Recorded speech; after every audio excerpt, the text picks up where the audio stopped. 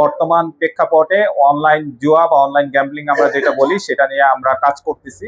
এটা আমাদের স্বরাষ্ট্র মন্ত্রণালয় থেকে শুরু করে আমাদের আমাদের সিও স্যারের সার্বিক দিক নির্দেশনায় আমরা অনলাইন জুয়া নিয়ে আমরা কাজ করতেছি।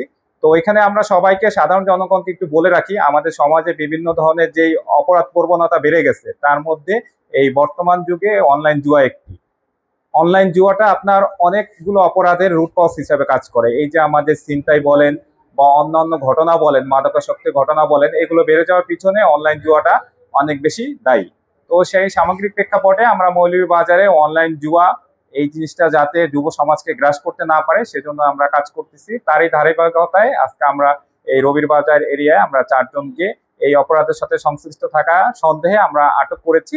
যেহেতু এটা একটা আমাদের অনলাইন গ্যাম্বলিং, এটা মোবাইলের তথ্য উপাত্ত যাচাই বাছাই করার বিষয় আছে। আমরা সামগ্রিক তথ্য যাচাই বাছাই করে আমরা দেখব তারা এটার সাথে কতটা সিভিয়ারিটির সাথে সম্পৃক্ত আছে।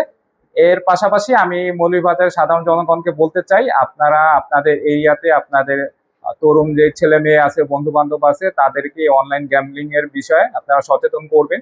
কেউ যাতে এটার সাথে সম্পৃক্ত না হয়, কারণ এটার সাথে সম্পৃক্ত হওয়াটা একই সাথে যেমন আপনার আর্থিক আপনি লস হবেন, তারই সাথে সাথে আপনার যুব সমাজটা আমাদের ধ্বংসের মুখে চলে যাচ্ছে। তো আমরা সবাইকে বলবো, আপনারা যদি বিশেষত আপনাদের কাছে যদি কোনো তথ্য থাকে যে এখানে অনলাইন গ্যাম্বলিং নিয়মিত খেলা হয়, সেটা আমাদেরকে জানাবেন। আমরা এটার বিষয়ে কার্যকরী ব্যবস্থা নেব।